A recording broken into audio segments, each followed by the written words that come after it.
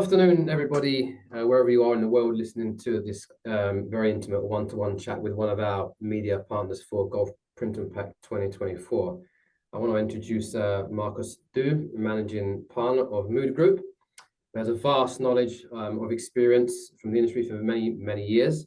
The partnership we have is quite fruitful for this edition of GPP going forward. So we're going to test him a little bit today and hopefully get some insights. So welcome. I guess I was just going to elaborate a little bit on the initial topic that we're going to be discussing today. So if we look at the most important features to be integrated into packaging around functionality that manufacturers are looking to invest into with innovative packaging in terms of design, materials, considering demographics and lifestyle demand. This technology is all great and is moving very, very fast. So I wanted to get your opinion on this, and there's three questions I have. With all the technology that is going out there and is really, evolving in the industry, do you have the right people to manage that and the bandwidth to manage those capabilities within the workforce? So the first question is, what areas of executive search seem to be the highest priorities for companies currently? Good morning, and nice to speak to you, Barry, and greetings from UK, near London, where I'm based. The interesting question, and the three main areas at the moment that we're seeing pressure on from the market go as follows, and in no particular priority. But the first one is, and I think that we can always say that this is something that there's a priority for most businesses, is sales. So where's the growth coming from? Where are sales coming from, and where is profitable sales coming from? The second one is senior management.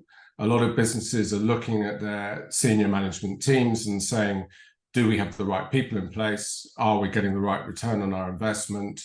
Do we need to extend the capability of the senior management teams, or make any replacements or additions as the existing structure being placed too much demand on it?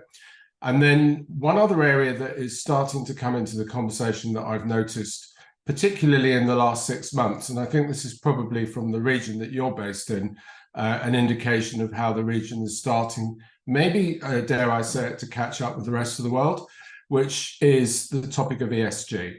And environmental, social and governance. With such a focus in the world now on achieving net zero, we're seeing a lot of FMCGs worldwide placing pressure, having pressure placed on them by consumers to achieve net zero. So they look at their supply chain, and of course one of the parts of their supply chain is packaging. So they're then pushing down to their packaging suppliers and saying, what are you doing as far as ESG is concerned? And in a lot of cases with some of our customers, this is a whole area that they've never even really addressed. So they're now talking to us about bringing expertise into the business in respect to ESG, so that they can show compliance and that they can show to be leading initiatives in their own individual markets as well.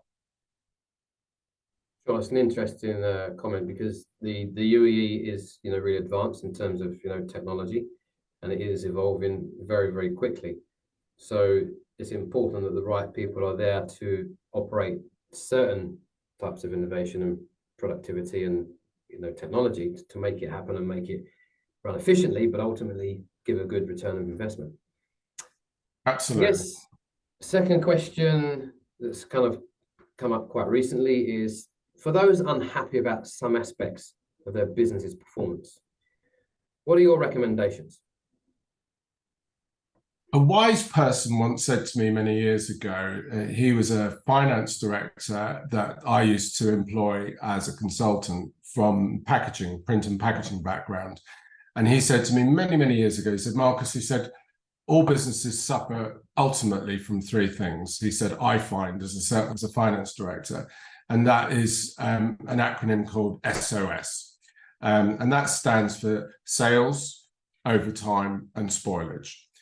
And if you go into any of the businesses that I advise and look and scrutinize the operation strongly enough, or listen to the owners and listen to the management teams, most of their preoccupations seem to be within anything that could be considered to come from SOS, from sales overtime or spoilage.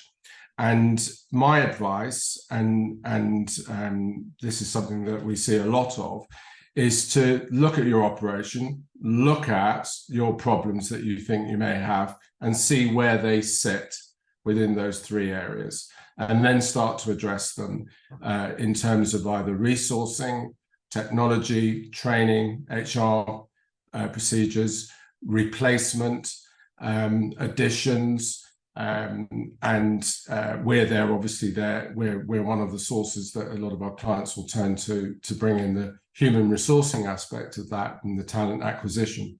But that's mainly the three areas of preoccupation.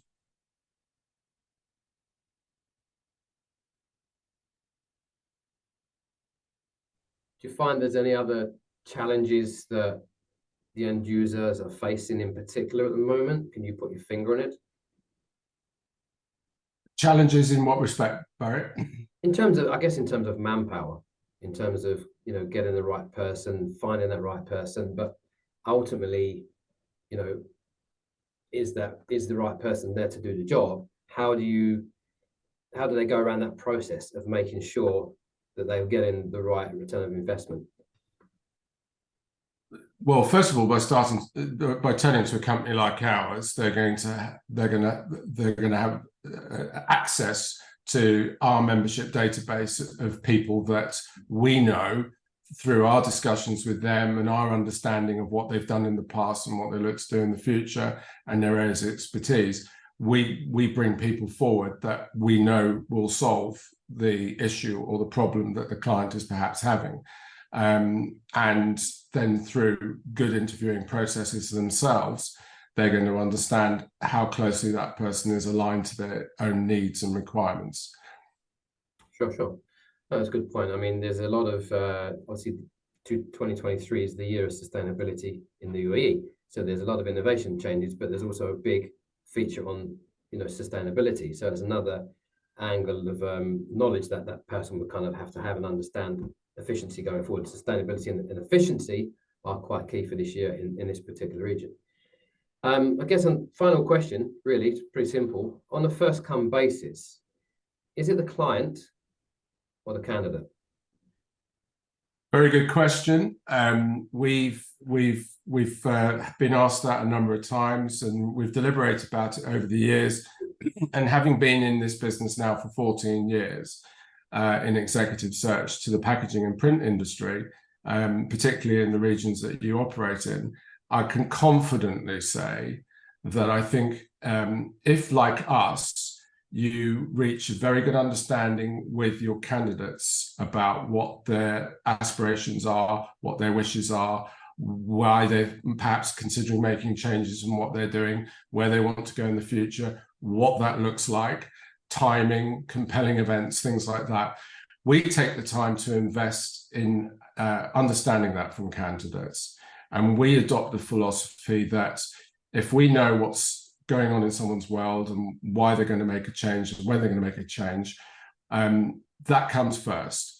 Then if you've got the candidate database and you know what they're looking for, clients, I won't say they'll find you, but clients understand that we have them. And when they have a requirement for it, they will turn to us and say, do you have a such and such, such and such? And we do, and we have the understanding with them, and we can deliver them into the conversation very quickly.